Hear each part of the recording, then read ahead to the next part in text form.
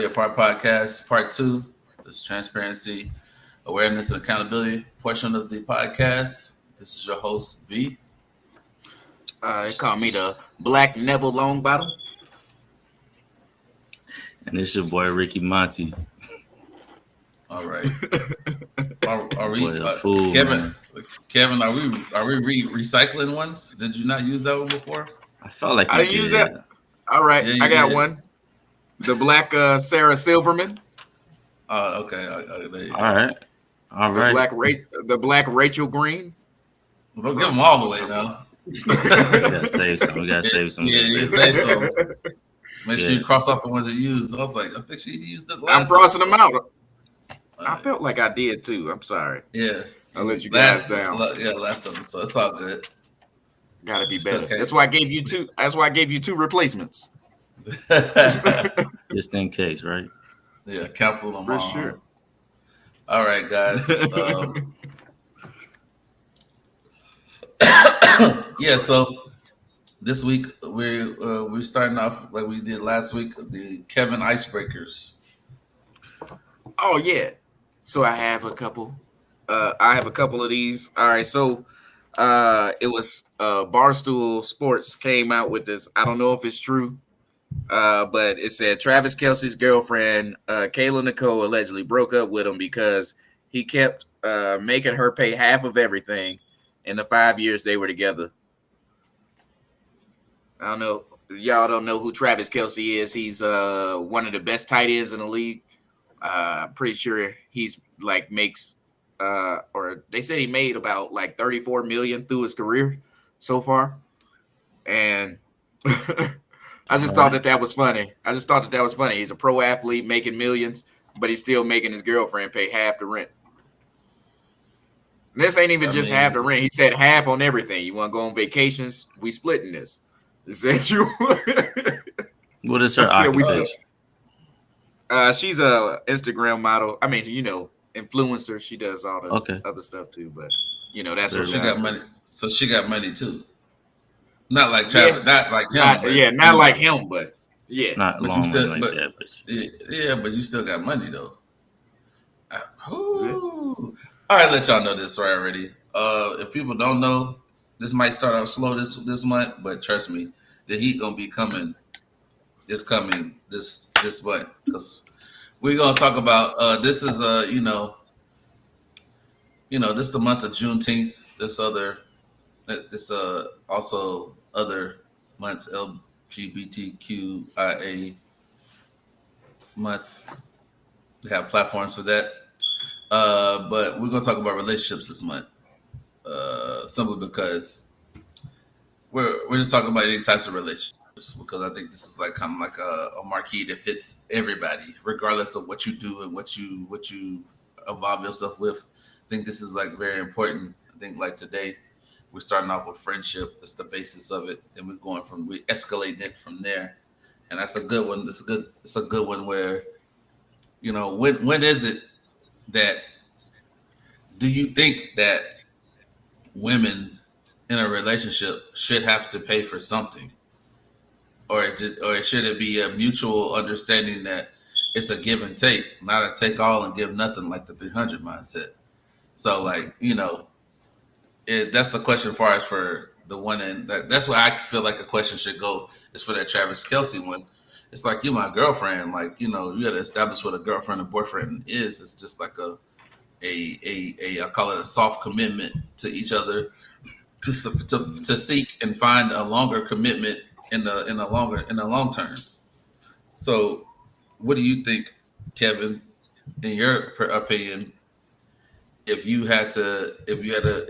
were in a relationship, do you think that you had to pay for? If you were Travis Kelce, you had to feel like you had to pay for everything because you make the most, or should it be like she should be paying for some things, or what? What do you think? No, the half stuff is cool. I said, if you ain't helping with these bills, what's the point of being with you? I can get a roommate. So yeah, it's true. It's like almost like what purpose do you serve if that's the case? I mean, So to me, it's like that's. I think it should be in a scenario like that. It should be a shared endeavor. You know what I'm saying? Because hey, you're gonna be sharing endeavors if you decide to marry that person, right? Yeah, We can't, for sure. we can't be hanging on we can't be hanging on somebody's coattail the whole time and thinking that that's what's going to be later on because we have to. Everybody has to have a relief or have somebody to support each other. You're not supporting each other. It's just kind of like assets and liabilities. That's what I always say. Are you an asset or are you a liability? If you're an asset, you bring something to the table, and that means you're willing to share stuff to the table with the table too. You know what I'm saying? So that's my opinion about it. What about you, Rick? It's oh, I'll go ahead and finish up. I know you on the road. I said it's like that thing about I said, yeah, we got a joint bank account. That's where all the bills come out from.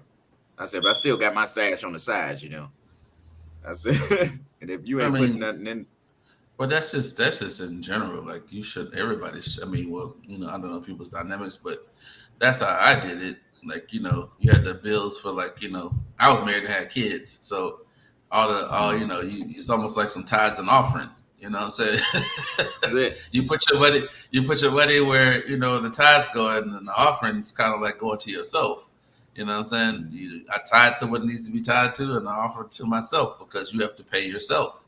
You're working. What are you doing? You living to work or working to live? So yeah, right. It should be that way. But go ahead, Rick.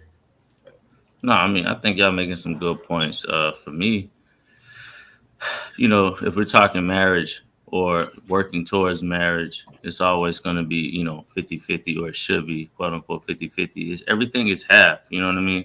Because I mean, if she leaves you, she's gonna take half. You know what I mean? Unless you sign that on prenuptial agreements. But if it's all in all supposed to be me bringing forth, bringing something to the table, I would look at it like, if I pay this time, you pay next time. It's not no big deal. I mean, I don't have to have that type of long money, but I feel like,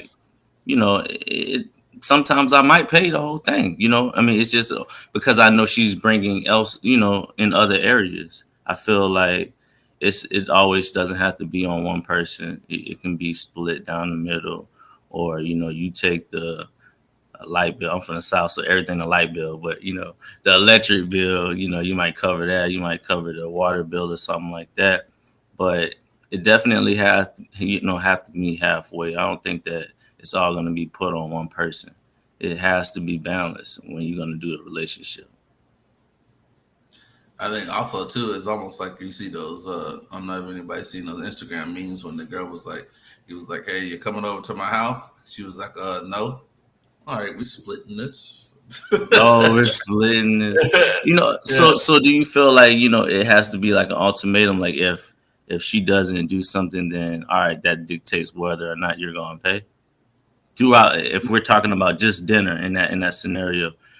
So if you know that it's not a possibility that you're going to slide back to her crib afterwards, or she's going to come to your crib, are you paying for the whole thing, or are you just going to make her, go half on it? Man, anytime you base something off of optimism of not knowing something, of the unknown, you're already failing yourself already. Number one. Boom. I just wanted to throw the alley. I know.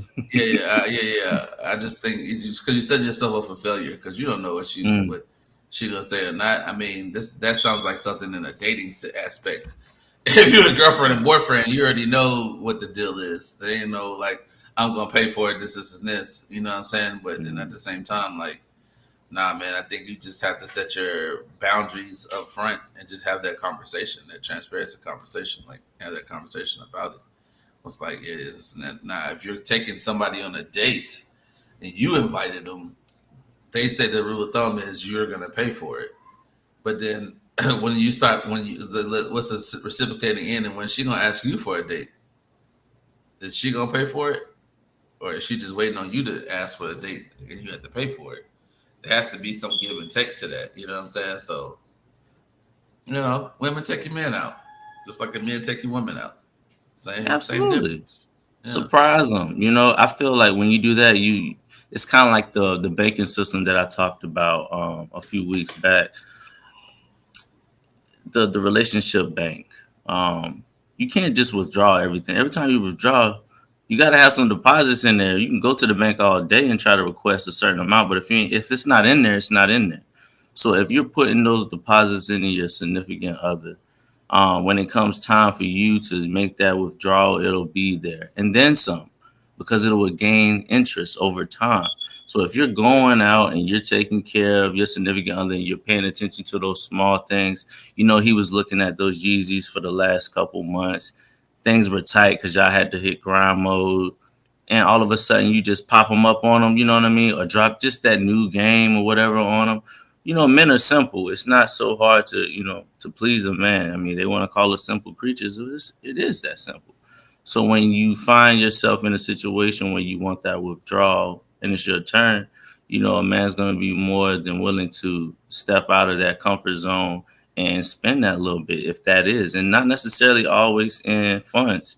It could be that spending that quality time or doing that little nice thing that you like to do, and that goes and ties into those love languages as well. So you just gotta really, really pay attention and know your spouse or significant other in that type of scenario, because not every woman is going to be the same, and they're not always going to want the same thing that the last woman does. So you can't always try to compare them to the last. You know what I mean?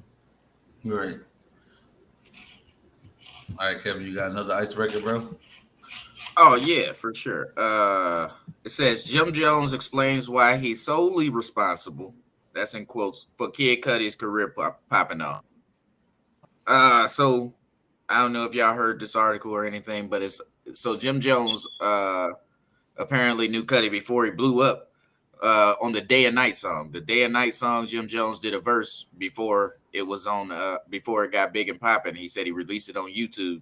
But once they realized how good of a song it was, they took it off of YouTube and released it officially, but without Jim Jones' verse on it. So he said, Jim Jones said, without him, Cudi wouldn't be out. I don't know how y'all feel about that. No, I think Cudi would be Cudi, because you got to understand what Cudi. We got to do we got to do give the props up to from the Kanye tree. And come from off the Kanye tree. So that's Cudi was Cudi, but Cudi came off the Kanye tree. So like, if anything, you're talking about one song that did it. I mean, that you didn't even get to be on. No, right. So that was a Kanye tree. So you already know where that came from. And some of your stuff, some of your hits came off the Kanye tree too. Jim Jones, you know what I'm saying? Because he was over there at Rockefeller. Where you was over at the same time. So let's give credit where credit's due. I mean, understand that it might have been it, but if you don't control your music, we all know that when the powers to be who owns your music, they'll take off and put whatever they want to put on there, regardless of what you thought was first or whatever. You might have some claim to that song or whatever, but how many times does somebody do a verse for somebody and that verse might not never make it on the album? Oh yeah, you know what I'm saying? So. There's no guarantees. I find like, that's a little bit of a, I don't know, what is he trying to accomplish with that statement? Like, you're not getting it. Yeah, I don't know. Just trying to stay relevant. Yeah, exactly. I mean, he's already a part of the Lobby Boys now, him and Mano. So I'm feeling like you're trying to recreate something. You're trying to, cause a little rift. But like, I agree with B. I mean, Cudi's gonna be Cudi. It's a different vibe. It's a different wave of music. I mean, I guess you wanted to attach a name to that to try to do like he wouldn't be nothing without me, but it's not delivering, the right way out. I don't know, man. I call it just purely coincidental that he was there. I say, because if you read the article, he was like, I was signed to this record label. Cudi worked at the store underneath it. Okay. I said. So, he was like, the record label paid for his video, and I just so happened to be there. I said, I don't know. It's like you're grasping for straws, as I say. You're grasping for straws. Let it go, man. Let it go. Like, come on, Cudi is his own personification. And he's off the Kanye. He's a branch off this Kanye tree. You know what I'm saying? And that's like, we can keep going and going and branching off from there. It's like, I don't know. Like, I think you're grabbing for straws right now. It's like you're looking desperate out what? Here. Like, let it go, man. Like, it ain't that deep. Like, I don't think You wanna anybody's put that keeping. business out there. Well, nobody's Just to making get, tally I say it's marks. probably was to just get his stuff out there, man. You know. Content. All right. Yeah, says Cuddy fans like myself was a reader to be like, what? How could you? No, Jim, leave it alone, man. Leave it alone. All right, the next one is Lil Uzi Vert shares his support for Jack Harlow and says he does not have white privilege. Oh, yes, he does. He's not He's white. He's a white guy, right? Yes, he does. Hey, So hey, I'm a bit. I don't know how that's. Be like the little kid on the movie. You're white, so you've been Affleck. Yeah.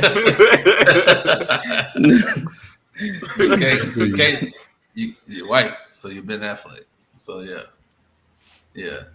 Think it's So did he just does he not brothers, want it, or like what do you mean? Like he just somebody said he had it. The reason why he's where he is in his career, is that why?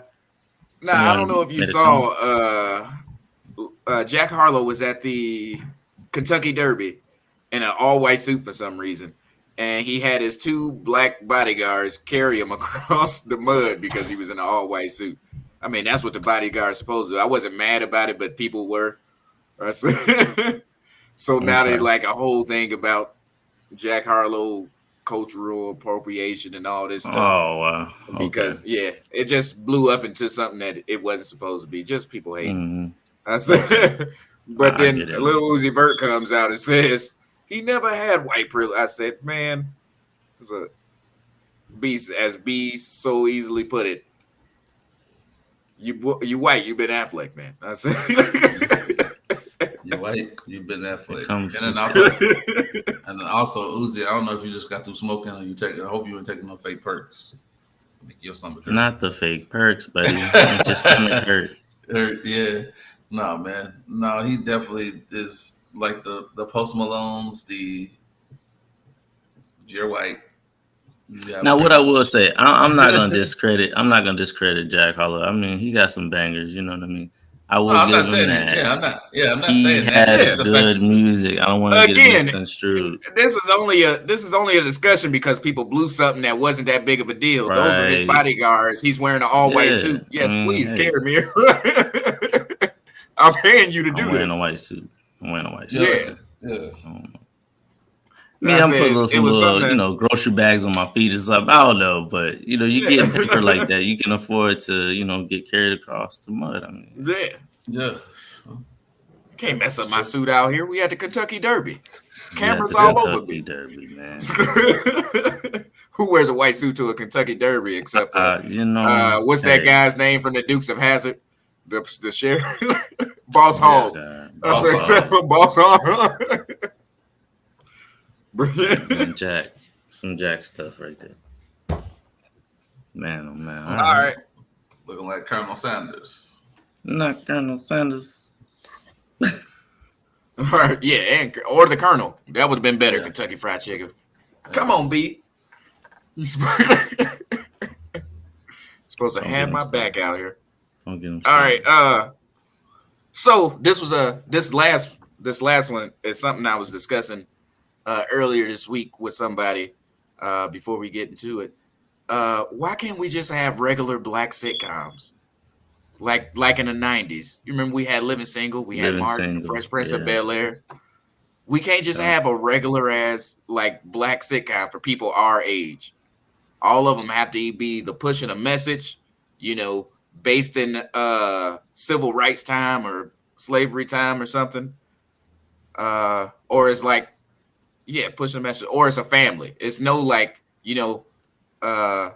everybody has Friends, How I Met Your Mother, New Girl. There is no black sitcom out there right now that we can say. Like I said, in the 90s, we had Martin, Living Single, Girlfriends. But it's nothing for black people out there now. And I said, we got Tyler Perry. Tyler Perry does not count. Oh my God! They always pushing a message. That's what I'm saying. It's a targeted audience. I mean, Yeah, I it don't is. know. I Like, I feel mean, like yeah.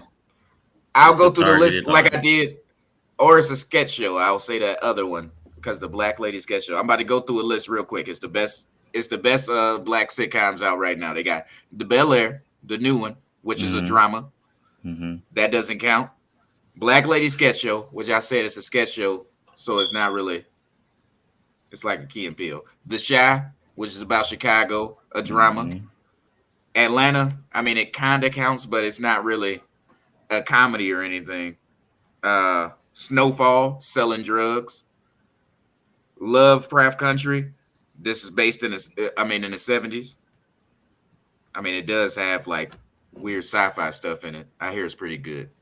I Man, said The Wonder Years, about a boy in the 1960s. The Watchmen.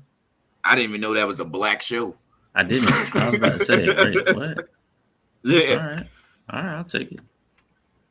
P Valley follows employees of a strip club. When They See Us, I a drama. like For Life, a drama. I said there's no black sitcoms out here. All American ain't on there. All American?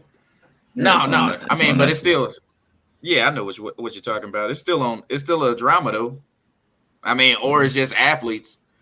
There's just Ah, nothing out there for black people to be just funny or like having a good time. Then it's like no big, like young or our age, black comedians out there for real that willing to do a show. You know, Gerard Carmichael had his show for a while, but remember it was mhm. still family based. Lil Rails had his show based in Chicago. It was about a single dad raising his kids. I said, why can't we just have a regular ass show of black people living life? It's because it's these called these networks. So these networks want to push an agenda, and the agenda is it's not what they wanted to be pushing. They really push the what's what's what's They want to popular. push the You know what I'm narrative. saying? Yeah, the It narrative. is. Yeah. They have a narrative they want to push. You Mm. know, I don't. If I go any further than this, I'm gonna go far. But I'm gonna say it like this: I wish that BET is Black Entertainment Network. stop it. Make a show for black people. No, stop it. Which is owned by Viacom, which is a majority Got white. bought out. White. Yeah, it's Okay, got which bought is out. That got oh, it all was bad. no, it wasn't no bought out. They were always owned by Viacom. Really? Yes, VH1 is too. MTV is too.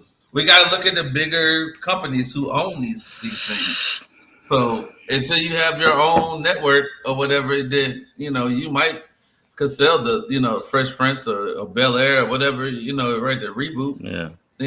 Those might that might be the onesies and twosies, but we got to try about think about all the shows that probably were piloted to be a show and never seen a light of day. So Absolutely. Yeah. it's probably a lot of them out there, but I just feel like that until there's a network and a platform for some of these shows to actually get a chance to actually see the light of day, then we're gonna still be dealing with the Viacoms and all the rest of these big Hey, y'all see corporations. grab that stuff? And then also too, I think also too, you got to think of it. I want to say, dear TV, could you please let kids be kids? You know what I'm saying? And stop showing things that should be for adults, not for Yes. kids. You know what I'm Yes. saying? Yeah. Because I see that same thing. that's what I'm saying. Like they even doing it, and it's crazy. They even doing it um in Marvel. So I mean, it's just to a point where like you're pushing an agenda, which is not fair because I thought that everything should be. I don't want to say it. Everything should be accepted, but you should be at an age appropriate to be accepted, to be able to accept that as an adult, not a child. You know what I'm saying? Oh, So it's just kind of like that's kind of like the thing where it should just be, at a certain age you should be able to age appropriate things. But are you doing age appropriate things? I think you slide things in there that's not appropriate, and that's what I'm saying. Like you shouldn't be able to do that. Is not be able to slide those things in there like that. So I mean, but then just like how they have things always subliminal messaging. I think that there's always been subtle signs in the past as well. You go reach back to Disney. There's always subtle signs of subliminal messaging. Um, Even in the cartoons that we grew Now, up no, I watching, ain't never seen. I looked at, yeah, there are a lot. There's a lot.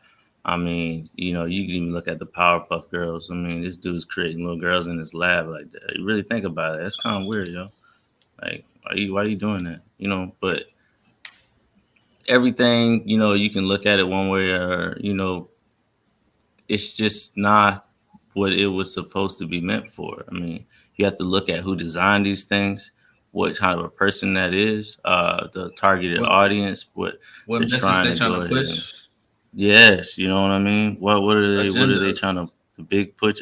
Rocco's Modern Life.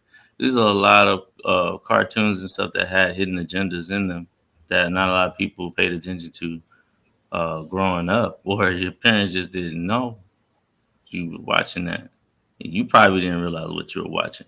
The things that they were doing, the things that they were saying, kids go and do the same thing at school or repeat it back, and then they get in trouble. That's why they play You those start 90 acting up. cartoons after midnight now. Exactly, because they start watching this stuff slowly. Like, wait a minute, did he work at like a sex call center, like Rocco Martin that whole time? Like I don't remember that. Like, you know what I mean? I was like, man, they really slide that in there, real subtle. Mm-hmm. I had no Yeah, idea. I said, if anybody's watching it, get us a black sitcom of just we three black single men. We be on the show. They follow us around. Do so, like It's this false not. one. Where they got the Real Husbands of Hollywood or something like that, right? Yeah, I mean, I guess, but that's rich people. I'm talking about just regular people. Just Like some I regular, said, regular my fellas. comparison to it is like Living Single or Martin, like how they had it. Or like I said, white people have Friends, How I Met Your Mother, New Girl. Those are all three generations, 3 years apart from each other. I said the last one we had was Martin. Honestly, I said it ended in '98. Mm-hmm. As long with Living Single, I want to say this. Feel like Friends was copied off of Living Single.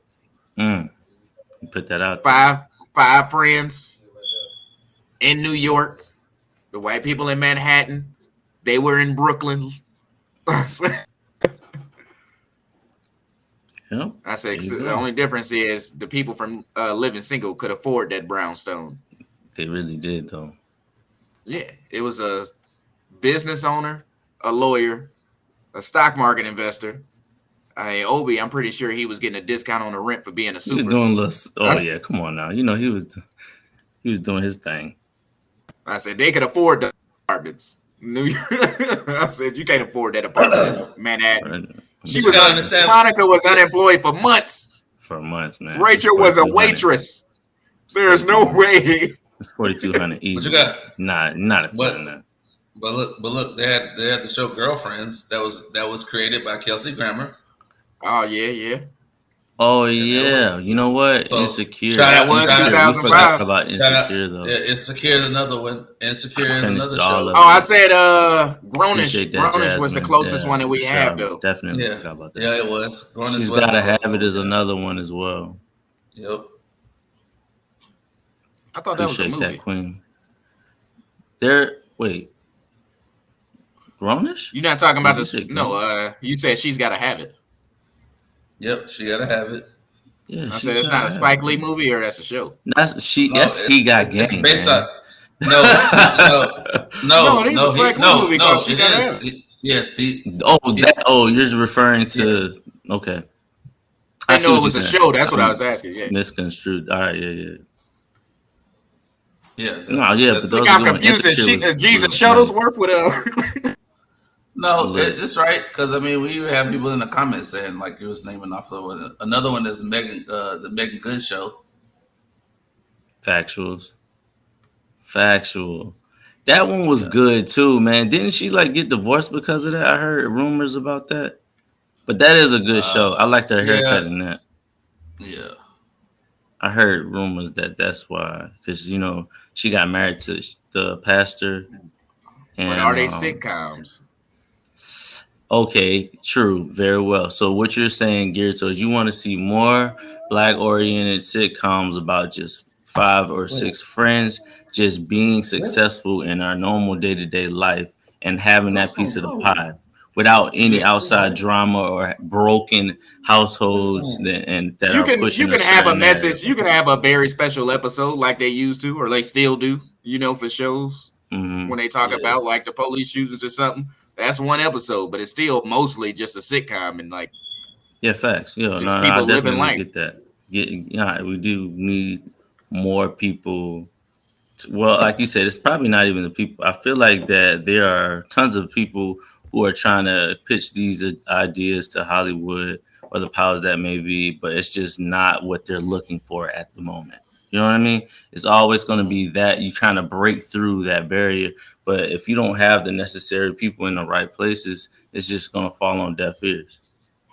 So Yep. you can have amazing ideas. I mean, like Peele, like just as a Jordan Peele is doing a really good job with his films, like, but just imagine the amount of obstacles that he had to face to get to where he's at, to make sure that that script is written correctly, and the political things that he is saying and issues that he's addressing in certain movies, and how he trying to spin with Candyman, how he did that whole thing, because I grew up watching. That was my first scary movie I ever watched, was Candyman. You know what I mean? It was real scary to me, but when it's scripted the right way and you do your research, man, it's not so scary.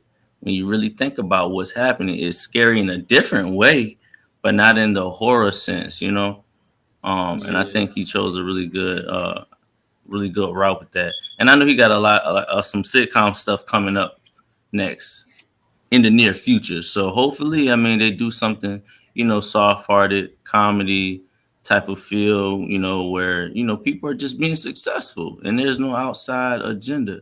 But it's gonna be hard when we live in this day and age, with I say attention spans too, man. you don't People don't even have the have to attention be. spans. I say the people don't even have to be successful. They just going through life, like just like it's a regular show. Like everybody has ups and downs, like how they do it on the shows. But All right, what you talking I about? Yeah, said another show is Everybody hates Everybody Hates Chris. Chris. Yeah. I was literally thinking that. Yeah, everybody hates family Chris. oriented show. Family oriented show. Yeah. Trying to tell you, Yeah. Man. there is I a just think, strict demographic that we're trying to hit yeah, with I this mean, sitcom. But like, I mean, things could be pushed in a better direction, as in how in a positive direction. Why nobody has to be in poverty stricken, ghetto crack selling type environments to like see how people really thrive. And I think that's why I like the writers like Kelsey Grammer. Like people don't give him don't give his flowers to him. You know what I'm saying? He came up with the whole concept of girlfriends. You know what I'm saying? It was Hmm. and the game. yeah, and the True. game. So True. like you, True. you gotta give him his flowers, man, because he really did come up with these shows or whatever. But it wasn't like he was the one who was literally driving the thing. He actually had other writers, black writers around him. You know what I'm saying, to help support the situation. Yeah, again, I want to point out that I'm not discredited any of the shows that's out now. Some of them are good. I'm gonna say all of them. Some of them are good, Yeah. but it's All right. just a lack. It's just a lack of positive black image in the media world. Like I said, we're either selling drugs. It's got to be pushing a message. Why can't we just have lighthearted, fun TV shows for black people? Well, I agree. I agree. Hopefully, man, I really, really hope that the narrative changes, and the right people get in the right spot so that we can see more of that in the near future, though.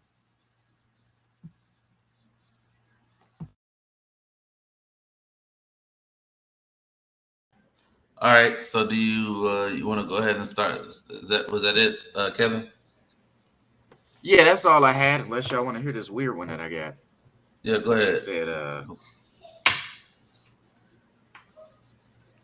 said, dress designer says client used her mother's ashes as collateral for her daughter's prom dress. You said what again? Repeat that one more time. Dre- Dress designer says client used her mother's ashes as collateral for her daughter's prom dress. Who's in the Yeah, that's what I business of said. buying ashes? Who's in the business Why? business of buying somebody's ashes? Y'all having the same reaction I had when I read it. I was like, what? I mean, I guess Why? that's one way Prom's you not can that serious. guarantee you're gonna get your money, but man, you really you ain't got like a necklace or nothing like that you can put on hold. You really gonna use the Nah, ashes? ashes, baby, ashes. Yeah, I don't think it's that deep. Grandma was collateral for her Grandma was granddaughter's collateral. granddaughter's prom dress. Getting hard But out there in prom the ain't that streets. serious, man. It'd be all right. Nah, I didn't go to mine.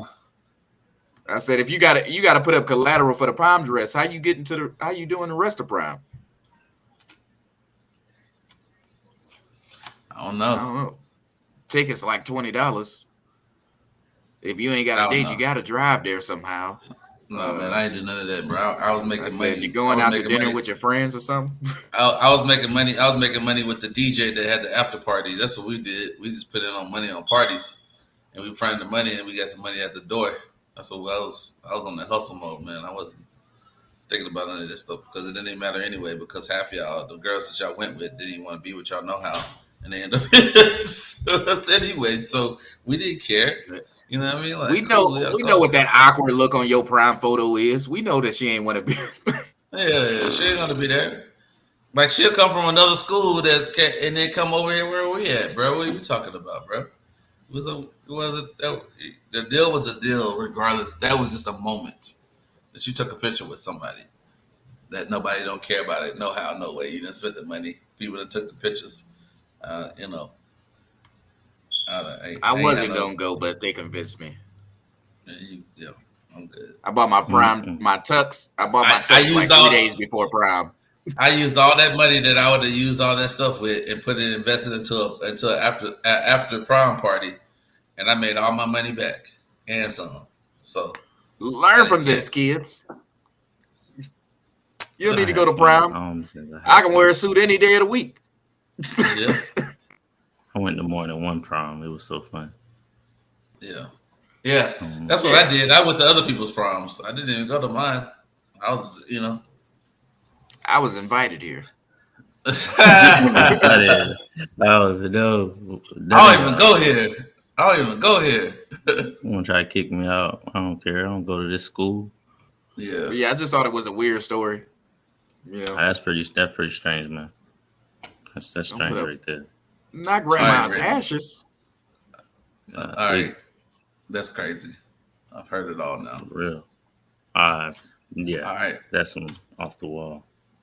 Yeah. So the next one we're gonna do is we're supposed to go in order, but Rick, are you comfortable about doing yours first? Man, you know I'm with it, bro. I don't care. All right, man. I'm All right. okay with it. All right, so look, in addition to um, you know, the LGBTQ Pride Month, this month is also dedicated to PTSD awareness. PTSD awareness was originally going just a day, just a brief overview. In 2010, Senator Kent Conrad pushed to get the official recognition of PTSD, via just a day of awareness and tribute to the North Dakota National Guard members who took his life following two combat tours to Iraq. So, in addition to him, you had Staff Sergeant Joe Bell. He died in 2007 after suffering from PTSD. And for those who don't know what PTSD is, post-traumatic stress disorder. But he committed suicide, after he returned from duty to his home state. Staff Sergeant Bill's birthday is June 27th. So that was selected as the official day for PTSD awareness. So they observe it every year. And now it's been since 2007. So now they just made it a whole month. But I guess, through so many other, agendas that are being pushed and transferred that they kind of overshadowed PTSD awareness. And I think for me, I just want to raise light to that because we have so many veterans who, have paid the ultimate sacrifice and some that came back from those, countries and those different environments that they had to face, things that they never got to talk about, and they just didn't know how to properly decompress those things, and they took their own life. And it's real unfortunate when you see, some of the strongest warriors or toughest soldiers, take their own lives, and then so many people ask why, or oh, that was selfish, and just they don't know what's going on inside that person's head. So it's, for me, I just think that there are so much going on in the world that we just have to kind of step back and give a little bit of acknowledgement to those service members that have came back from those various deployments. I mean, that's not the only way that you can get PTSD. Of course, we know that it's just a traumatic event. It's just a traumatic event that you've endured, and that you constantly or seldom, it doesn't necessarily be constantly, that you reflect back on those moments, and it's something that will change you for the rest of your life. um, for me, the gunfire wasn't that big of a traumatic experience for me. I think coming up, that was something that I heard, so it was that wasn't it. But if people, who the first time that they go down range and they hear IDF or incoming and stuff like that, you got mortar fires or an IED going off, and that would be traumatic if that's the first time you ever heard that. You know what I mean? And it will be something that you take on as a part of you now leaving that country. It just doesn't stop there. You still return home and everything's back quiet. Everybody's going on about their day, and then you might hear a car backfire, and because that's something that your body underwent when you're in a foreign country, it just triggers you. Something that just sets you back off. And now you're forced to try to act like nothing happened, or that nothing affects you because of the position that you're in. You now have to carry that burden. And so many people feel like they cannot discuss it with anyone, because how can I go to this therapist and break this down, because you weren't there. You won't understand. Now some people, just let it all bottle up and build inside them, and they don't know how to properly deal with that. So I think, post-traumatic stress is a big issue that we're constantly seeing happen when soldiers get out. Your service members who go to the VA to try to get seen for these things. And sometimes it works out in their favor. And yes, they may get the disability. Yeah, cool. That's good and all, fine and dandy. You get your 50% of disability due to your PTSD. But also, the therapy sessions, they're backed up. The VA is backed up on appointments. Anyone you can talk to is going to tell you that the VA is probably scheduling an appointment 5 to 6 months out. So during that wait time period, what is that veteran doing? Sitting, thinking, pondering if they made the right decision. Was that a decision that they can take back? Whether they could take it back, or if they would take it back, or how do they move forward? Losing a significant person that they created a bond with, who won't ever come back home. Seeing their battle buddies, being packed with 60 pounds of ice and shipped on a bird, for one last trip back. Having to fold that flag for that service member's family, so that that service member's family can, finally get that last piece. And that's all they have of them. That's all they have of their son or their daughter. For me personally, there's several times, we would play spades and stuff, in Afghanistan. And, unfortunately, some people didn't make it back, so that game was never finished. The cards were left there in that order, and it's just something that it definitely affects you, and it affects everybody differently. Some people can move forward and move on, and try to, put their best foot forward, and so to speak. But it's definitely a lingering feeling that you will have as a part of you that, not a lot of people will understand. And I think that we should just try to reach out to a combat veteran. If you know someone, people who are listening, reach out to family members who have served in those foreign wars. before us and after us. You know what I mean? And see how they're doing. You know, call them, text them. You know, they have on certain a website where they break down every day of June on what you can do. You know, reach out to a veteran. You know, go to visit a VFW.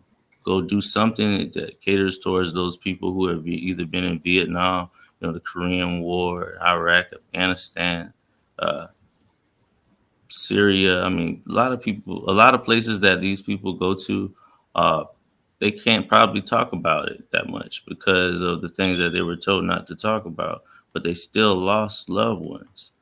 Me personally, just this last ride I went on in 2019, I was in Tarakat, Afghanistan. You know, I lost my little brother in the States in Park Heights Avenue in Baltimore, and I also lost members in Afghanistan that I was with. So back to back losses will affect you in a traumatic way. It's just not something to be taken lightly. You know, we all as veterans try to be as strong as we possibly can and persevere and keep going and do what we feel um, is the best for our country to try to be that voice of reason. But everyone has a breaking point, and everyone that you see in that uniform is not made of steel. They still hurt and bleed the same way you do. So it's important for us to at least acknowledge them at least one day out of this month. Reach out and touch bases with someone who's in that uniform or has served in that uniform, and check and see how they're doing. Not everybody's acting. Now you probably have your few couple people who's gonna put on a show. I won't sit on here and make it seem like everybody who said they got PTSD got it. But in the same token, the same breath, you don't know. Nobody, I wouldn't wish this on anybody. I wouldn't wish this feeling on anybody or loss or having to go through the amount of things that you go through on any person. It's not something that is glorified, you know what I mean? As much time I hear people, you know, I might be in a line or something like, man, you know, I got PTSD, don't stand behind me. No, seriously, don't stand behind me, bro. Like I won't even go into this restaurant unless I know, you know, the exit, or if my back's gonna be towards that wall, I'm not gonna do it. Not because I think it's funny or it's something to, you know, try to gloat about, but it's just set up a certain way in your brain. You're just not gonna respond to things the same way that you did before. So, you know, that was just, you know, something that I wanted to discuss. I know we have so much going on this month.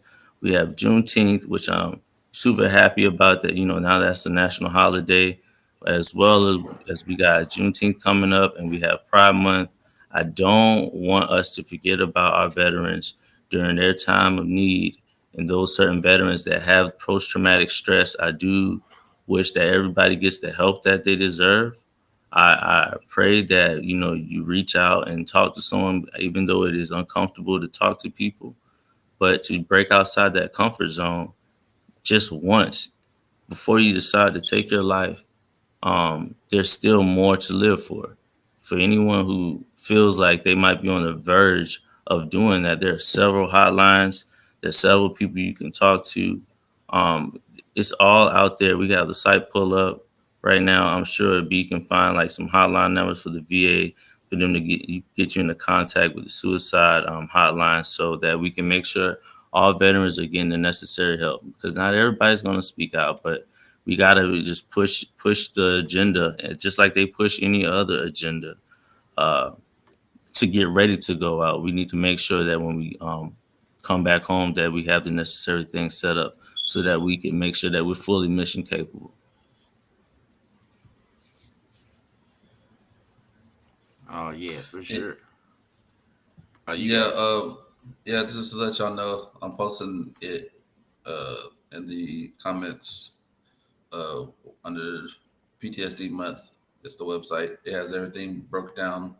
What Rick was talking about. It has every day what you could do to, you know, uh, to talk, to reach out to someone. Uh, this war, any past wars, because I have an uncle. He's from the Vietnam era. You know what I'm saying? And they the most under they're skipped over. You know, like it like like it never happened. You know what I'm saying? Like they just now made Agent Orange a disability, and everybody knew what Yes. Agent Orange was about. Yes. So it causes long term effects on people that have to live with the rest of their life, and we didn't want to pay for it. It's like we have. I'm sorry, as a country, we do. You go good and great as an award, but even in that, you don't, because I mean, who really wins? And when people are putting their lives on the line and causing the physical and mental, sacrifice that they have to make for this country, and we have to do better as a this country has to do better on taking care of the people who take care of them. You know what I'm saying? They're Absolutely. the gears, they're the wheels, they're the ones who keeps everything going overseas.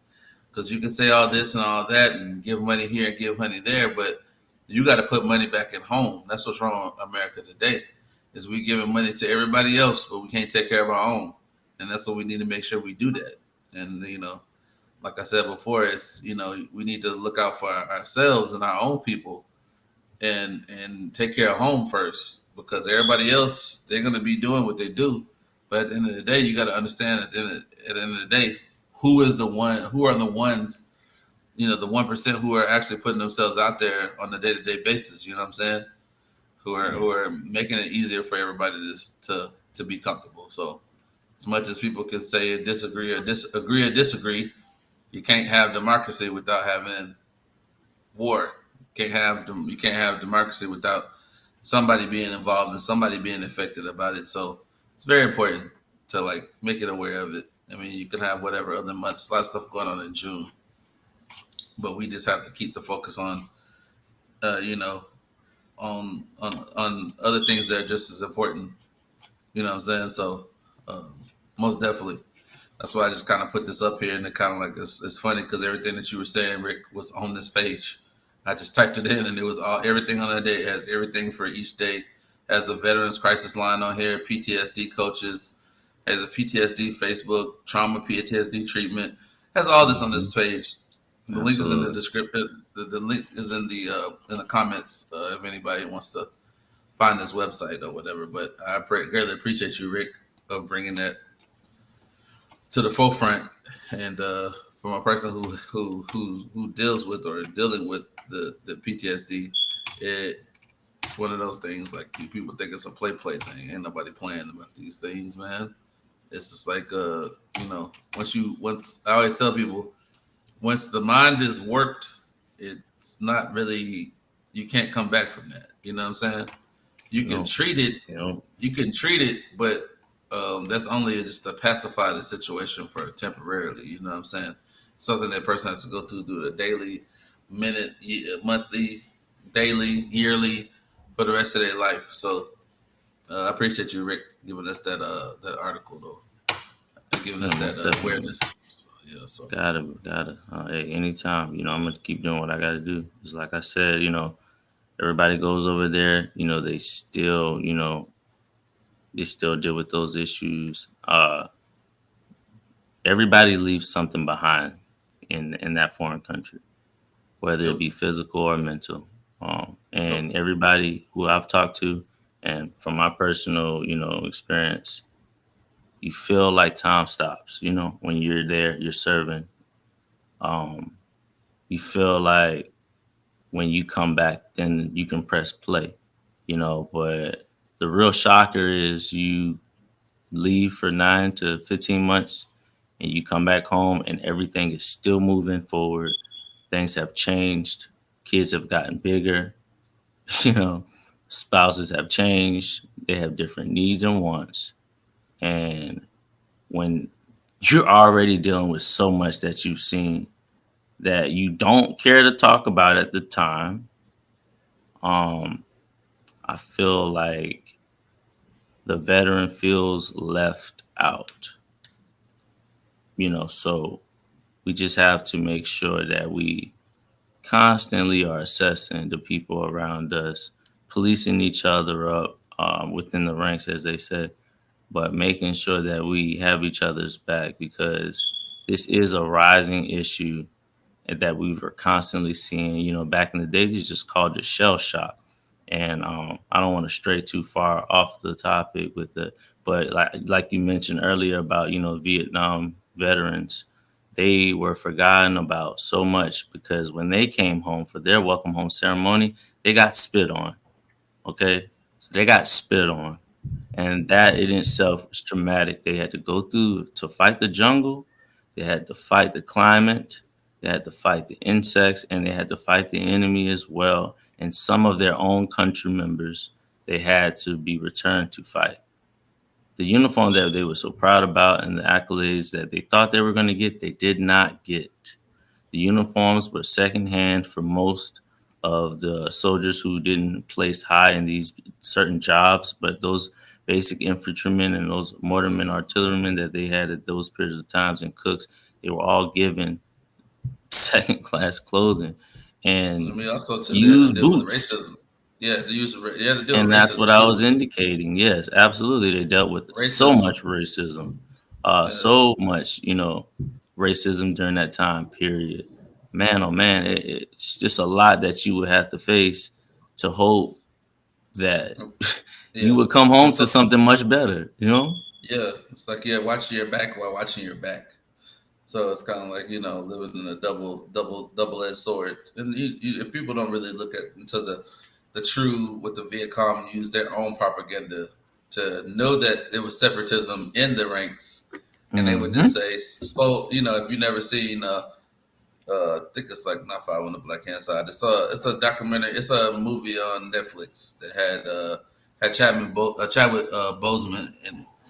It's a good one to see how kind of like the reactions of being in Vietnam was and or whatever and kind of what they faced or what we're talking about or whatever. So it's Absolutely. it's it's it's a war inside of a war. So it is so I'm glad that like people like my uncle and them are finally getting their due. And I always said I believe that they should have got theirs before I got mine, uh, hands down, or whatever For past sure. due. For That's sure. that's not a not it just can't really express how much gratitude that I have for people who served in that war and even the Korean War too. Same difference, you know what I'm saying? So it's kind of like what I don't understand is like my uncle said is it's crazy that you want me to fight your war, but you won't fight for me here. So it's almost like talking out both sides of your mouth. You want me to go fight for you, but then you won't fight for me here. We're dealing with racism and and civil rights movement during that time frame, and a lot of political things that were going inside of the country itself that was having to deal with at the same time dealing with this war that we're fighting that we didn't have any business being in. You know what I'm saying? So it's a lot, but at the same time, as a country, we got to do way better than what we're doing still. So, For sure. but I appreciate you sharing that though. No problem, bro. You got anything to say, Kevin? Yeah, I just wanted to point out that though veteran PTSD is important, there are other terms. Other people who are dealing with it. Monty spoke on it earlier. He said PTSD is a traumatic experience that comes back or comes back to you or that you're still dealing with. Yeah, I just want to point out. I said, y'all, we harped on a lot about the veterans. I said, Mhm. anybody can have PTSD Yeah, from yeah, a lot of definitely. different Yeah. situations and stuff. Yeah, most def. Yeah, it's not just veterans. I mean, that's who gets the majority of it. Like when people think of PTSD, they think just veterans, but no, it's definitely could be a car wreck. You know, it could be because you were getting beat as a kid, childhood trauma, as we covered. That comes with PTSD as well. It doesn't have a one face. There are many faces to PTSD, and it looks different for everyone. Some people, it's about smells. If they were in a fire or apartment fire, and they smell that same type of burnt tires or burnt, linoleum or something like that, it brings back that whole thing. It comes right back to their memory base. So it definitely has multiple faces, and just everyone who can reach out and talk to someone and get the help that they deserve.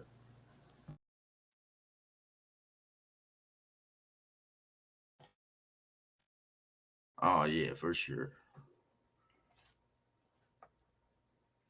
Go get help. Can't talk to nobody, you call me. My phone number's in the description. B, don't put my phone number in the description. Nah, it better be there. You already said it now. Nah, you said it, bro. We dropping that number in there right away. Somebody commented right 1-800 here. none of It's your a link goddamn as well business. for this is an online counseling resource. You can reach out to anonymously as well. I appreciate that, Jasmine. Good looking. That's a real good little link right there as well in the comment section. Yeah, I appreciate that. Am I the only one not on Facebook? Yeah, probably so. Um, yeah, so the next topic was supposed to go along with somebody else's, but I'm gonna stand on my San Juan Hill. Uh, all right, man. So I know this month is PTSD. It's all other types of months, but we were going to be the topic that we're going to be talking about somewhat during this month, and hopefully some of my co-hosts can like find topics in this kind of relative conversation. And we're talking about relationships. It could be friendships. It could be friendships. It could be family members. It could be significant others. It could be anything, but I wanted to like really kind of base mine off of, I'm only going to base mine off of like situations. And what situation I'm talking about is, how to have a friends with benefits relationship that isn't messy. Yeah. So it's very hard to do that because to me, it's one of those things where, um, you have to have an understanding. This is where we talk about this transparency, awareness, and accountability section that kind of drives home to this what I'm talking about. You can't come into a scenario not knowing that that's a basis that what y'all want to base that your situation or your relationship off of. It has to be clearly. People have to make sure that you can handle the emotional complexities of the friendship with the friends with benefits relationship. That means you can't get caught up or get mad at somebody because somebody's over here texting somebody and you over here being like, oh, what are you texting? Who are you texting? That's not part of the boundaries of friends with benefits. It's literally the greatest example of how to describe it is in these situations. It's literally, I think what complicates some of the things is the sexual aspect of it because I told you emotions are involved with sex regardless of how you think of it or not. You say it's not, but it sounds like that's the greatest part of it, but it's a lot of Not other the way I do. emotions. It's just like it's just like it's certain things that have other aspects to it. Emotions are in that, and like we're all emotional creatures, but we have to understand like a lot of people like they you can suffer the same problems as you do in regular relationships. Secrecy, mismatched expectations, jealousy, unspoken motives. And the tendency to use other people as a proxy for their therapy and mental support. You know what I'm saying?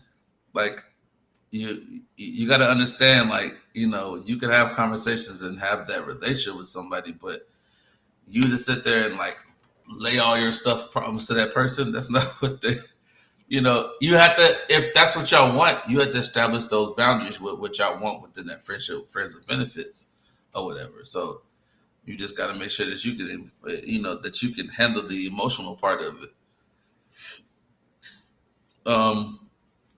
The next one is like, you know, you kind of got to define what the friends and the benefits for yourself and making the definition align with the person that you with. So you got to know, like I said before, it's the boundaries. You got to know. So what boundaries are we talking about? You know what I'm saying? Like, are we, you can't get jealous of me if I'm talking to somebody else because there's no relationship. It's like call it the cheap version of not having to be in a relationship but being in a relationship. You see what I'm saying? So like that's why I say sometimes you know, what the main problem is when I say the boundaries, don't start a friends with benefits with anyone who can't who want more in a relationship. Because it can't be friends with benefits if the person wants more with you. It has to be just straight up like we're friends with benefits. And if that person, you can't say as another person, if you want something more than that, you need to let that person know from the jump start because it causes a lot of issues of friction in the situation when you don't be transparent and let that person know, no, I don't want to be I don't want to be friends with benefits. I want more than just friends with benefits. Okay, then we know that conversation and where it's going with where this situation is going with is going a whole different direction. So you as the other person who does want to be friends with benefits and the other person expresses that, you have to draw the line and say, hey, understand you want more than that, but I'm not willing or wanting to do that. So this is where we have to part ways and not being friends with benefits. Maybe you need to find to someone else to like want to find that want more than just that. So that's like the most important. Like I said, you got to be completely transparent about your sex life. You can't be, friends with benefits is more like a safety blanket for some people. If I'm only having sex with you, I'm gonna have sex with you. I gotta, and I don't know. I'm a type person like in boxing, protect yourself at all times. Cause I know you, but I don't know you like that. You know what I'm saying? So like, nobody want to wake up with a hurt on their lip. You know what I'm saying? Because you didn't, you let somebody bust it open on you, and you just over here just like willy nilly and being free out here without understanding the boundaries between it. Because a lot of people like to play like that. So you don't, you got to be careful who you lay up and you stay up with because hey, you know how it is. A dog goes out here in this field and on these streets to catch these fleas. You gonna catch it too. So like you got to protect yourself at all times. You know what I'm saying? I was gonna cover that. Somebody in Yeah. the comments, but all right. So, with that in mind, the question first of all is, but what if the other person wants more after the benefits? Like they grow emotions after having a physical connection. So for me, in the beginning, they were both, you look at each other, you're two attractive individuals. You say, hey, I'm not looking for nobody right now. I'm feeling you though. Y'all have a talk about. Obviously, you're all on the same page. You're all in agreement. You come up with what you guys both want, right? Now, the emotions get involved. You see it. Oh man, this person reads. This person gives good back rubs. This person gives, good insight. And all of a sudden, along with that physical contact, you want more. What do you do when that individual wants more? Do you think the other person is going to walk away? Is it right for that person to walk away because you broke that agreement? Because in my eyes, I feel like you knew what it was, but you want more now. So you want your cake and eat it too, in a sense, is what I feel like. You grew towards each other. Now that's a sit down that you have to have with that individual to see if they want to be on that same page. And if they want to go forward with that and you both are clicking and vibing, then y'all can make that decision together though. You can't just automatically get into your feelings when that person kind of falls back because you breached the contract in a sense. That's how I view it. You breached the contract. We had a mutual agreement that we wouldn't catch feelings, but you caught feelings, and now we're here. Now the vibe could change because now you're complicating things. Then you really start releasing who you really are, because a lot of people put their best foot forward. I mean, and that's just human nature. You want to try to make sure you do the best things you can when it's just a vibe, right? I mean, there's no strings attached, so you really, you're not too uptight. You're trying to be carefree. But when that thing changes and now you put titles on things, then that goes to where B is talking about, like, who's texting you? Why you up late? I thought you said you was gonna get in the shower and go to sleep, but you online. So it's like, dang, bro, you real? Okay, so you really you wanted to be more. Now you can't be upset, and that goes both ways for males too. Because I know some some of my homeboys, they be on that way. Like, you can't get in your feelings, bro. You can't get mad when she try to fall back because you already knew what it was. So you can't be mad when you looking at them snaps, you crying low key because you don't like what you see. You broke the agreement. But yeah, definitely if things get that intense to where as though you feel like you want to move forward, y'all gotta sit down and talk about that thing, because that's a big step and that's more commitment. And you have to go back to the reason on why that person didn't want to get in a relationship in the first place. Whether it be that that person just got out of a relationship within, a year to 2 years, and they're still trying to find their way back, and not wanting to just try to rush back into putting things with titles because they saw what happened in the past. Not necessarily comparing you to the past individual, because everybody's different, but just trying to shield themselves because they might have a little post-traumatic stress from that last relationship, and they don't want it to get to the point where as though they stop enjoying your company. They stop enjoying you being around. The things that you once did and how you did it when it was just, a situationship might change because now we're putting titles on it. Now you being lazy. Now you being lazy with it. You ain't trying to do the same things. So it's all, in my opinion, I'm pretty sure B and the kid has more insight on this topic, but that's far as my 2 cents when it comes to that. Nah, you said it, man. I said you gotta be upfront with what you want, and then I said if feelings do come, uh, you gotta combat them again. You gotta, like I said, because if you wanted more, then you gotta say something, or you just gonna end up hurt out here because you gonna continue to catch feelings, but they just doing their own thing. So that's it. You want to change it? That's up to you, but you gotta let them know in a end. I had a question for B. I said, what do you mean by workout? It says, does friends with benefit ever work out? What does working out mean? I said, because eventually it's got to end. And I said, that's what you said. I said, I don't think they do work out because eventually they got to end. I said, I just said, when I say it is, when I say it, does it work out? Because somebody in this whole realm is going to catch something from each other. You know what I'm saying?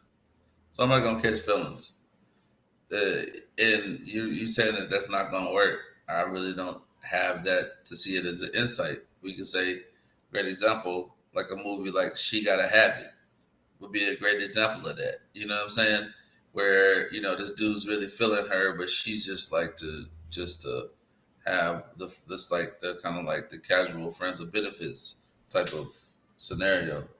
You know what I'm saying? So really true vibes with you. It only can be updated when people have that feeling that they're catching and they want more than just being the friends with the benefits. But yeah, like I it's a said, mutual feeling now. it has to be a mutual feeling. It can't, if it's one sided, then you as a other person who is receiving the information or the transparency from the other person, you as a person have to be responsible yourself and say that are you saying that just to keep this going? Which I don't like people who just idle other people's time, and you really didn't want that, but then at the same time you on some like on some keep status, like I said, on some claims to status, as I call it, like dudes like to do. And females do too. You just want to say that, name the claim to say that you don't want nobody else dipping and dabbling in it. So you will just go ahead and conjoin in it, even though you don't want to be in this relationship with that person. You have to be honest with yourself. Do I want to be in a relationship with this person? Yes or no. Do I see myself being in a relationship with this person? Yes or no. Yes or no. It's all about you've been around this person that long of a time. You have to build something to have something to even say that yes or no if you wanted to. Because I mean, you can keep on coming out here looking for something, and then it ain't gonna be nothing out there probably for you to look for. I'm not telling you to settle for less or just settle for anything, but if that person matches you what you like, then you might need to sit down and just tell them, hey, I need some time to reflect on what I actually need to make a decision on, and then I need to give you at a timely manner a decision or an answer to what you're saying. And it all has to be transparent. It all has to have that clarity between you two. One person can't just wild out of no reason. Well, why are you talking to this girl? This and this. What time out? There's nothing wrong with taking a minute, taking a second to think about it. But you have to approach it in a respectful manner. You can't just go out here and wild out and talk about why am I talking to this female? We're not in a committed relationship. So now you're coming at me at a whole different angle, and this is I'll call it, you showed your ass to me. So either I kick it or I kiss it. I'm going to kick it. Yeah, I'm going to kick it because you showed your ass to me, your natural born ass to me. And when you wild out like that. But you shouldn't wild out like that. If you want more than that, just say it. I'd rather for you, instead of you acting like a 5-year-old, I want you to act like an adult and say, I want more than just us just frequently seeing each other on these terms. I want to see us on a whole longer term. And you have to have that conversation. And it has to be mutual. And if you're a person that is not mutual on your side and you don't want that, then you need to be an adult and say, hey, I'm not wanting this right now. So I think that's why I say it right here. Does it work out or not? It's a crossroads where you have to say yes. Working out is y'all eventually getting together. Right. Yeah, I guess happens from time. That happens. Yeah, it can happen, but not everybody is the same though. Not everybody's going to be the same how they were when we got a situationship. Things change. People change when you start putting titles on things, and that's why it's important for you to be in the. I said we're gonna kick you off the show if you quote as what's his name? Old buddy who was with Jada Pinkett, the situationship song. Oh no, listen. But I mean, whatever you want to call it, the jump off. You feel what I'm saying? If we were supposed to do this, like I'm one of those individuals, we're gonna write it down. We're gonna write it down. Write down your rules, the do's and don'ts. And that goes in with the open relationship as well. The do's and don'ts. Not in the car, not when we're in the same city. No friends. Things like that. You got to make clear and concise rules to what you're going to do so that everybody knows. You can't go back on this. And I think that's the biggest problem is when you establish something, you meet someone and say, hey, look, this is what we want to do. If you want to be with that, then you want to be with that. Don't lie and just have those hidden feelings for that individual. And you want a relationship with that person, but you're just willing to take what you can because that's what they're offering.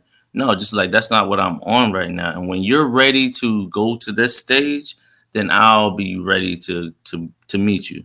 But don't, go in there with the hidden agenda is my thing. We want to write stuff down and we're going to have this, open relationship or this, friends with benefit thing. Then we need to just discuss that in the beginning. So we both know what we're doing. And if you do catch feelings, this is the clause. You catch feelings, notify me. Hey, look, I'm going to have to fall back. Wow, what's going on? You all right? Everything good? You found somebody? No, I'm just catching feelings. And I don't want to ruin a good thing. Because that's what's going to happen when you start, being possessive, calling out all these weird hours. You know what I mean? Trying to figure out what you're doing or how you doing it or whatever the case. But now you making it weird and you ruining a good thing that was supposed to be good vibes only. You know what I mean? You said set rules. I said I'm more of a see how you act kind of guy. See how you act. You feel her out. Yeah, we friends with benefits, but what you gonna do? I said, you out there messing around. I was like, all right, well, I ain't catching feelings for this one. I'm gonna keep on moving. We still gonna do our thing, but I said I'm gonna So you one of go them on and see what's going individuals who you will catch feelings, is what you saying. You will catch the feelings eventually. Oh yeah, I said I'm just gonna see how you act. Okay. Like I So you said, want to we play the doing our long thing. game. Yeah, Okay, for all sure. right. Okay. Yeah, my love language is quality time. So the more time I spend with somebody, the more I'm just gonna catch feelings. I said it's nothing I can do about it. So Facts. Okay. that's what I said. That's what I'm saying. So I was like, I'm just gonna see how you act. Like we messing with each other.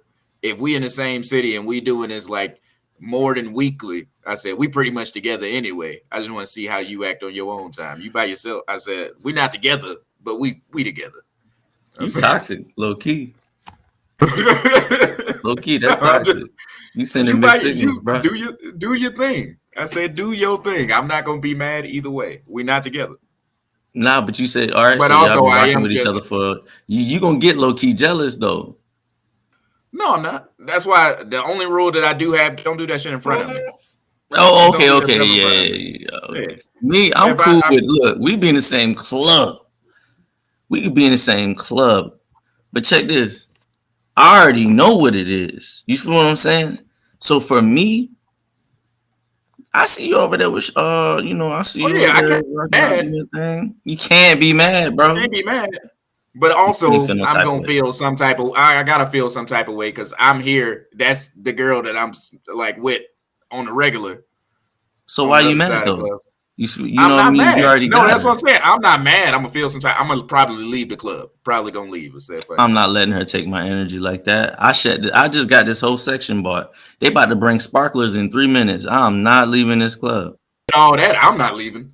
I'm gonna have a better time than her just to show her.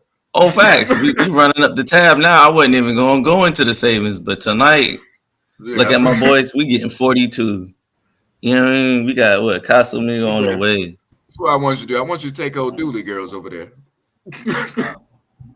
At the same time, I do. Let me retract a little bit. I mean, because that could be considered toxic as well. I could be messing up her vibe. You know what I mean? And now with that, sending that signal with overballing at the club, overballing when you're in the presence of her. No I such think thing that called also, overballing when I'm doing it. and I feel like, I will say in this situation, overballing would send a message that you do indeed have feelings. Because why would you react that way if you don't got the feelings? So it's real hard. It's a slippery slope. Like Nah, you you said, said you we rocking already with her. had the bottles coming. So I said we was already about to turn this base. Right? Yeah, facts. You just so happen to be here. You just so happen to be said, here because you know this is my spot though too. Because we've been rocking with each other. Yeah, you knew I was gonna be here tonight. You walked into this, Tanya. So we got to get a female perspective too. Y'all talking about 10 years ago for me. I don't know about y'all balling in the club and all the rest of this stuff. Nah, I don't do that, man. We go to lounges now. I smoke cigars. B only goes B. You never balled out in the club. You only went to BYOB clubs, the hole in the wall places. I see you there. No, I've been in clubs, but it's just to a point where like you're at an age where you phase, everything's like lounge, everything's cool, everything's laid back. Everybody's on some like not the really just being cheap and saying Netflix and chill, but like we can go to places that like I don't know, just what two people do. Like I'm more of like an exclusive type person. I don't like being around other people and stuff like that. You know what I'm saying? If I'm gonna talk to you, I'm talking to you. I don't want to be talking. Yeah, so what did you doing last night? I can't do that, bro. I would literally like walk out and I was like, nah, man. If I'm talking to you, I'm talking to you, to where we can hear each other type deal. But I understand where y'all coming from because I've been in that scenario before. But if you are feeling somebody, it's just like that one-on-one conversation is like the most ideal thing to have before you go into that type of setting. So you already know what the deal is. You know what I'm saying? We ain't walking in here guessing and not knowing. Oh, we're going to know. You're going to know because we'll come in here together. So if we ain't, then you coming in with your people, I come in with mine. They ain't know. That's a different conversation. But yeah, let's get Tanya's insight on this. as she goes away. What are y'all talking I about? was about to say. The topic was, how to have a friends with benefits relationship that isn't a messy one. And we're talking about like, if you. I think y'all just both have to have the like you said, like a mutual understanding. Like, you know, when we come together, this is what we do. You know, separated, you live your life, I live my life, you know, and that's just that. Now, if you want to take it further, I think that needs to be something that you discuss. But the benefit, I think that it's just really two grown people having intercourse. You know, have my own life outside this what we're doing. You when you leave me, you doing so. I mean, I don't see what the issue is. I don't think I've never ran into somebody that, you know, like I was talking about being out in the club and you run into them. I don't think I ever. I think that was like more of a that was a scenario. Like if we're going to the basis of friends with benefits, one of the couple things that I was talking about is like I always say here is what our kind of framework is: transparency, awareness, and accountability. What I'm saying is like being transparent about your sex life. You know what I'm saying? You know, don't start a friends with benefits with anyone you want something more with. You know what I'm saying? If you don't want friends with benefits, if you want more than that, you need to be transparent with that. You know what I'm saying? And make sure you define. You need to define what friends and benefits for yourself, and making sure that the definition aligns with you and your partner that you're becoming friends and benefits with. That's what some of the things that I like, kind of like coming in, and making sure that each one of y'all can emotionally can handle the complexities of what friends with benefits relationship is. I think that's what I'm saying. Like, as in, that was like the basis of what friends with benefits, like understanding and have those check marks on the checklist. Because some people, we know, Tanya, they can't handle it emotionally, seeing you with somebody else or knowing that the scenario and being like, oh man, hell no. Tanya, she all booed up and hooked up with this. What are you worried about that for, bro?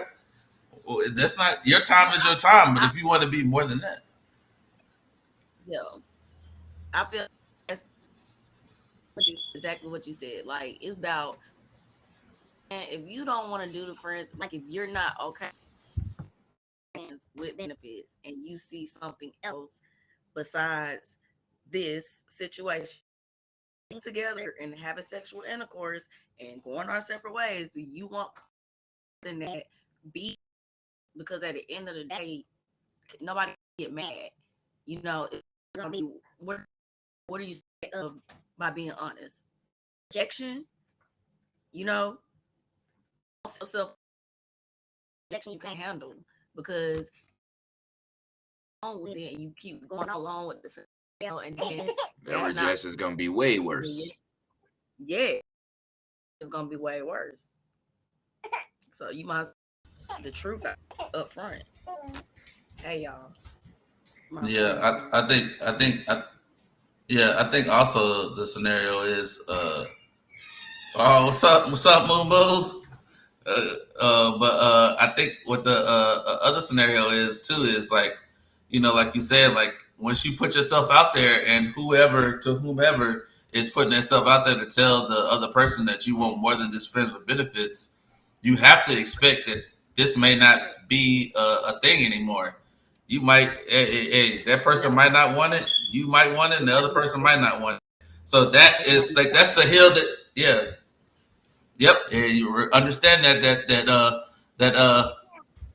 you won't be having any booty calls anymore. You know what I mean? When you put yourself out there, but like I said before, it's more important for you to put. No, I mean it's just important because, like, because it's gonna be weird. You're gonna like don't make it weird. Like like you said, don't make it weird. It's gonna be weird after that. Like it ain't gonna be the same because you have to, like, that person has a stance on what they want. You might not have the same. But that scenario, what it is now, from there on, it's gonna be different. With or without you, it's gonna be different. And if you're the person who has the person, or you're the person who is catching the feelings and want more than that, you know that sometimes you might have to down that hill by yourself. That's just the transparency and awareness and accountability of it. You know that when you came into the scenario. Once you know that and understand that, you have to you have to down that hill. But it's better for you to have that off your chest than feeling a certain type of way, because that's just more of an emotional strain on you to be sitting here like feeling a certain way and you ain't saying nothing. Now you being weird. Now, you know what I'm saying?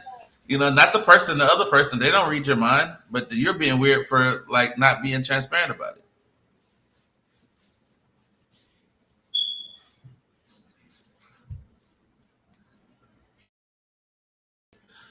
So yeah, I mean that's kind of, I feel like it's definitely possible, but then like you have to be honest about it. Like you get those feelings, like you said, you don't have to let them know.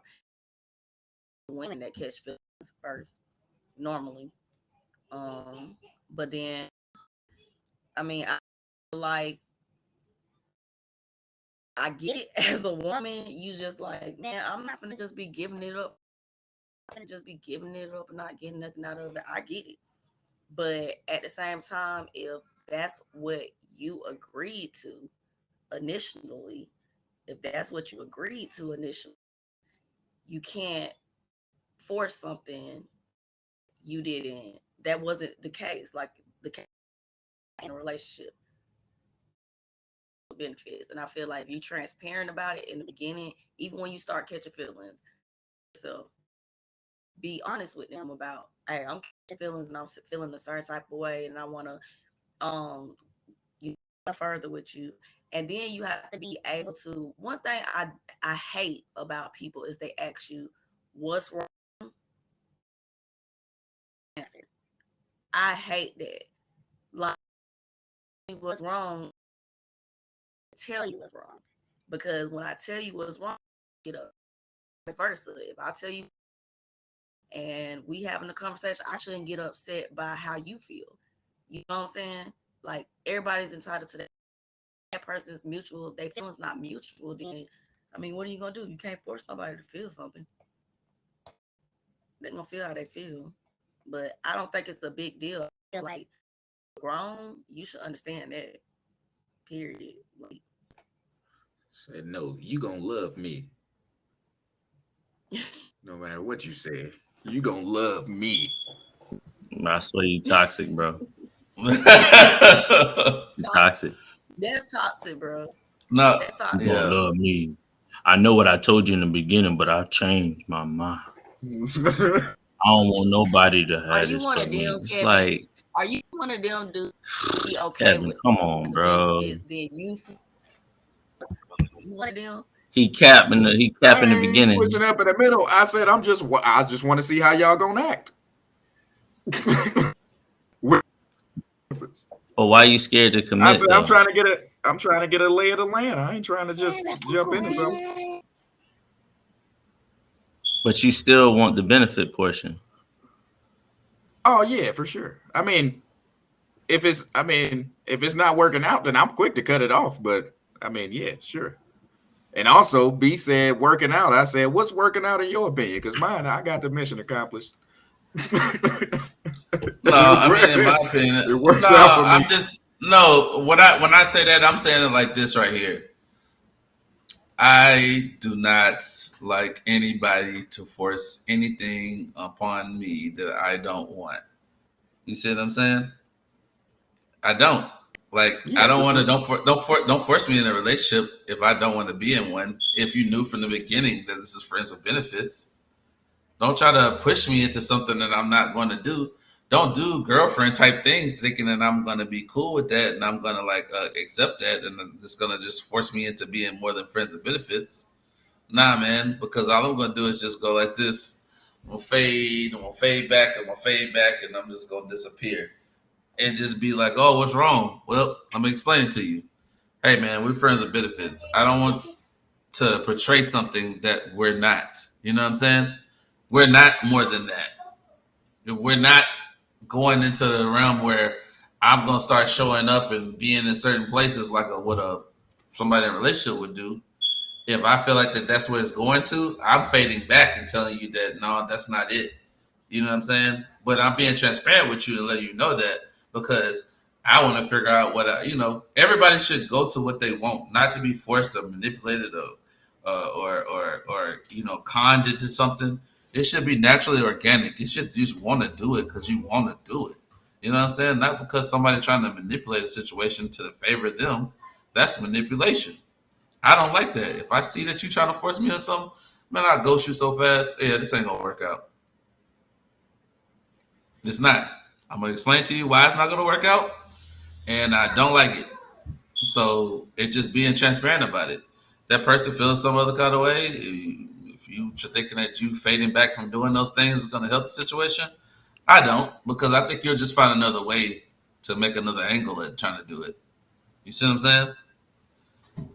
If you keep continuously be persistent and you try to fall back, and then it's almost like a war of attrition.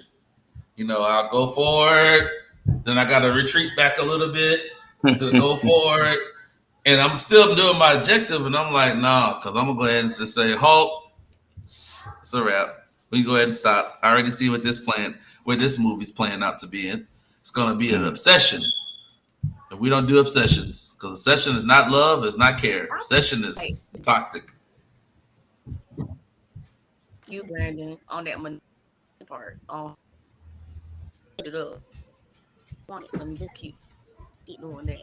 You gonna want eventually. I feel like that's weird. Like, that is kind of weird. It's weird. It's weird when people do it. People. Like, no, it's not the fact that you're dating it, but they have their eyes set on you as a person. Other people at the same time. Well, you would be dating. I'm saying it's not. It's. Okay. Well, I always say it like this: well, people's definition of dating is different from other people's, and what I'm saying is like if you're trying to pursue something. And it's something serious that you want to pursue, the friends and benefits has to end with the other person. Can't keep doing all the rest of the stuff. Now you're creating a toxic environment for everybody that don't need to be in it. If you're gonna play over here, then play over here. If you're not gonna play over there, just go over there. You know what I'm saying? But like what we're not gonna do is we're not gonna sit here and manipulate the situation and make it to something that we want it to be. You're trying to make a relationship out of it. I'm gonna make you do this by subliminally doing other things. You know what I'm saying? Saying certain things like, I'm talking about somebody else, or I'm talking about another female, and you being like, oh, I don't want to hear about no other female. This and this. All right, what are you trying to tell me? That's rude though. I can't. How is that? No, how is that rude? No, how's that rude if another female talks about another dude? So if you could talk about another dude, I can't talk about no other female? In what way, though? In what context are we talking about? We're talking about is it like this girl, oh yeah, this dude tried to talk to me, this is and the third, this is and this. Oh, like she just mentioning like, oh yeah, this dude tried to talk to me. That's like that, bro. That's cool. Yeah. That's so slick. Let's see if you're just like trying to see. Oh, you think it's a hidden agenda? Bro, I don't fall for those things. I said, otherwise, why would you tell me? I said, I don't care. I must have like, okay. Like that's a class. A female. Monty be out there talking about. I said, Monty be out there talking about. And those conversations are had with friends with benefits or not. Just by dating somebody, people have those conversations too. So I'm just saying, in generally speaking, like you saying that to me, I'm not gonna feel a certain type of way about it. I'm gonna be like, oh, okay, it sounds lame, yeah. I might not feel like it's lame because some people might be like, damn, was that really lame? I did that last week. No, I'm just saying. But I'm just saying, like, What? Yeah, but it's just to a point where, like, it just, I don't want nothing to be forced. Everything should be organic. You know what I'm saying? Everything should. If that person wants to be in that scenario, then It's a difference with friend. Yeah, I'll sit here and talk to you about what I'm dealing with because we're friends. right. Nah, we got But then, benefits on there. We got financial aid. Yeah. yeah. But when you have, I think a friend and a friend with benefits is too common. So you don't have that Right. like a real friend.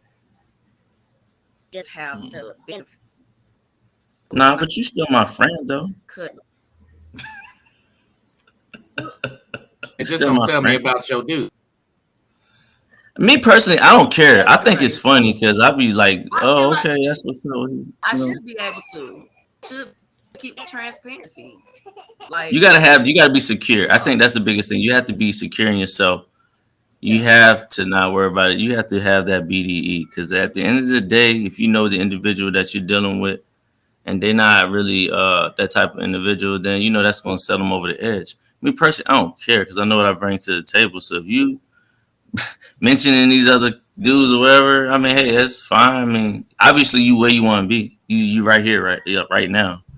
Obviously they didn't fulfill. So like, what point are you trying to get across by telling me first? Because I think it's funny that you would even try to do some little the little slick hidden agenda, sneaky little thing to throw it in there to see if I am capturing feelings for you, because that don't work for me. That it's not gonna reach the objective at all.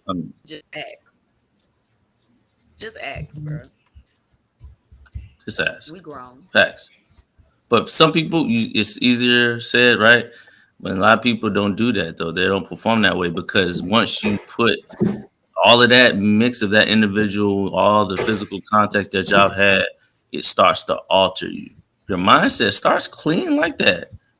But then as soon as things start laying down and you start smelling their hair more, leaning into them, watching them, stalking their Facebook, Instagram, Snap, watching all of these stories on multiple different sites, you start to fall in deep. You start to fall in. And now what turned from something that was about catching a vibe, enjoying your evening with, getting up and leaving. Now all of a sudden you too tired. You don't want to leave. You want to stay the night. Now that's a slippery slope. Now after you don't stay the night, now you want to stay. You got to bring a toothbrush because you staying overnight. Now you got a little bag in the trunk. Now we don't went from having a bag in the trunk to like I might as well leave a few items here at the crib. Now you got stuff in the dresser. Now you telling me how I need to arrange my house. Now you trying to bring me food that I should be eating. Now you want to pop up at the job. You see what I'm saying? So it's like you gotta develop not that I experienced any of these things or whatever the case may be. But what I am simply stating is that They say, yeah, we friends with benefits, but we together. you trying to be together. You trying to really, yeah. So you got the Kevin complex. You over here trying to feel your way and to see how the vibe's gonna go. You're not adhering to the contract. You're breaching the contract. I'm not escalating the contract. It's up to you to escalate the contract. I'm just seeing how you acted. I need to see. You're doing a pay as you go plan. That's what you're doing. You're doing a pay as you go. You're not developing a hard contract. So that was fun. We should do this again. Did it again. Now we going out. Pay as you go. Yeah. I'm developing a long 6-month contract with you, 6 to 12-month contract. And within those 6 to 12 months, I'm giving you we are coming to an agreement because it's not a one-way thing. You're going to have to agree to it. If not, then we can't do that. I'm not going to engage in those type of acts with you because if you can't handle that, it'll never work. It will never. He said 6 months. I said, you get 8 days with me. Not 8 days. Hey, it can be extended. It can be extended. Yeah, we're pretty much done. B, you want to wrap us up? We getting on the time. Yeah, man. That was a good little topic, though. Go ahead. Yeah, I had to. Nah, I was gonna make the joke. I said Monty out there talking about he don't care, but he in the back like, well, I can't believe she out here with these. I never trick myself out of my position. From a female perspective, I got a question. Is that a thing? Is it like a territorial thing? For a man to feel like if he's having sex with a woman, be the only woman here? Is that like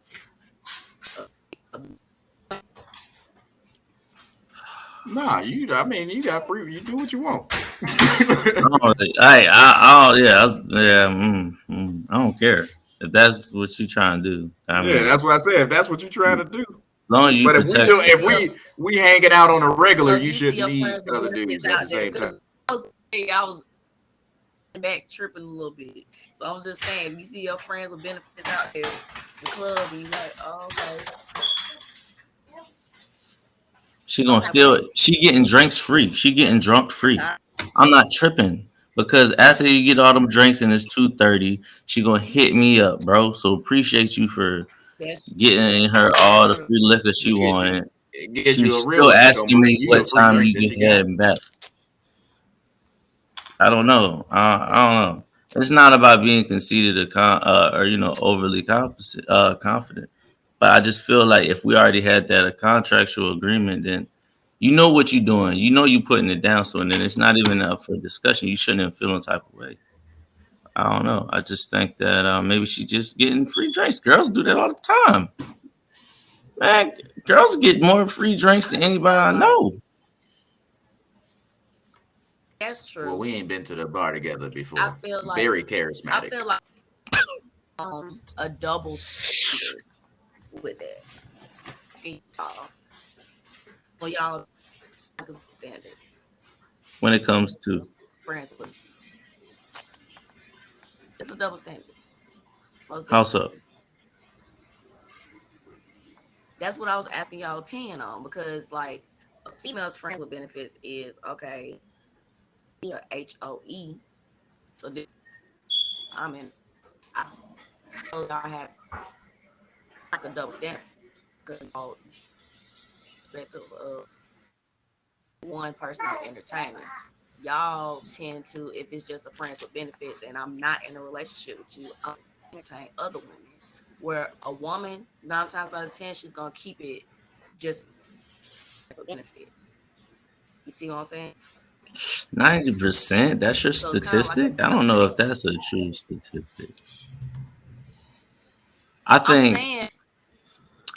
Hey guys, we can do this. Let's hold that thought. Let's go ahead and put a mental pin on this one. We're gonna save this for next week. This double standard. Yeah, that's your topic. What to roll with? We roll with that. Because I can look at Kevin. He looks like one of those restless kids. So we go put a pin on it. We're gonna have that as the top of the topic we're gonna talk about next week. So make sure you write that down, Tanya, and we'll go on a deep dive in that next week, guys. Sure. I appreciate you. I appreciate you coming, Rick. Appreciate you, Tanya. Appreciate you, Kevin, for coming out here. I appreciate y'all giving y'all the input. And okay. Appreciate you, Jasmine, Julie Brown, who give us comments on here. Thank you. For sure, man. Mostly appreciate the comments, interacting. It's very enjoyable for us to read and be able to interact with people who are watching. So I appreciate you too. Yeah, guys, this is Play Your Part Podcast, and we are out.